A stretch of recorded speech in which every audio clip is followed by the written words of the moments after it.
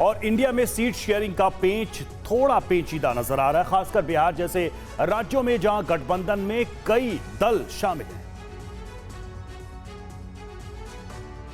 बिहार में जेडीयू ने पिछले लोकसभा चुनाव में बीजेपी के साथ मिलकर चुनाव लड़ा था। 16 सीटों पर जीत हासिल की थी। जेडीयू का कहना है कि इन 16 सीटों पर समझौते की कोई गुंजाइश नहीं है। 16 के बाद भी जो सीट बचते हैं उसमें आरजेडी के गठबंधन के साथ में हमारा गठबंधन हुआ। वहीं बिहार में कांग्रेस का रुख लचीला नजर आ रहा है कि कांग्रेस का कहना है कि गठबंधन का मकसद 40 सीटों पर जीत हासिल करना है। कांग्रेस पार्टी बिहार में 400 सीटों पर तैयारी कर रही है ताकि उसका लाभ गठबंधन के जो साथी लड़े उनको हो। बिहार में वामपंथी दलों का मानना है कि गठबंधन में शामिल दलों को दिल बड़ा दिखाना होगा।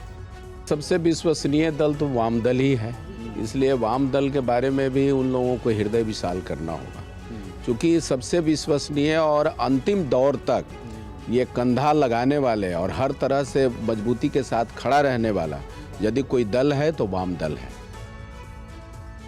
लोकसभा चुनाव को लेकर आम आदमी पार्टी और कांग्रेस के बीच भी बैठकों का दौर शुरू हो गया है। कल ऐसी ही अनोखी तस्वीर दिल्ली में नजर आई।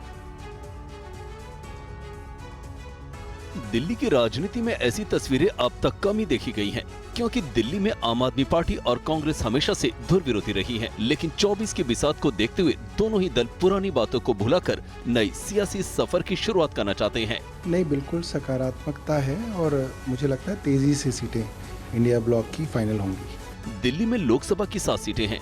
इन 7 सीटों पर आम आदमी पार्टी आज तक जीत का स्वाद नहीं चख पाई है। कांग्रेस के हाथ भी पिछले 2 चुनाव से खाली हैं।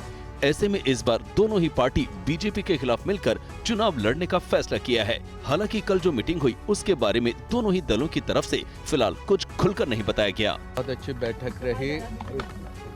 आम आदमी पार्टी की तरफ से वरिष्ठ साथियों को दिल्ली के मुख्यमंत्री केजरीवाल जी ने यहाँ पर चर्चा के लिए भेजा और नेशनल अलायंस कमेटी जो कांग्रेस अध्यक्ष खरगे जी ने बनाई उसके साथ हम पिछले करीब 2-2.5 घंटे से विभिन्न विषयों पर यहाँ पर चर्चा की। और दिल्ली में आम आदमी पार्टी और कांग्रेस की मीटिंग पर बीजेपी ने हमला करते हुए कहा कि हाथ जरूर मिले हैं, दिल नहीं, क्योंकि भगवंत मान तो ये कह रहे हैं कि एक थी कांग्रेस, आने वाले समय में दोनों कहेंगे एक थी इंडी गठबंधन।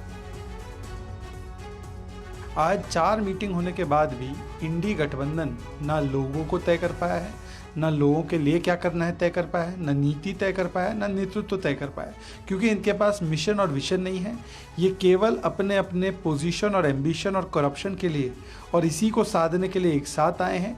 आज सवाल ये बनता है कि कुछ लोग तो कह रहे हैं कांग्रेस पार्टी जो है दिल्ली में ना लड़े, पंजाब में ना लड़े, बंगाल में ना लड़े, केरला में ना लड़े, उत्तर प्रदेश में ना लड़े, और दूसरी ओर कांग्रेस पार्टी कह रही है कि हम सब जगह लड़ेंगे। कौन क्या कह रहा है पार्टी है, बंगाल क्या कह रहा है, महाराष्ट्र क्या कह रहा है, आप क्या कह रही है, इन बातों में ना मीडिया को पढ़ना चाहिए ना किसी को पढ़ना चाहिए। इतना बड़ा जब ये गठबंधन बनता है, और गठबंधन बनना कोई मामूली बात नहीं होती, बहुत बड़ी चुनौती होती है।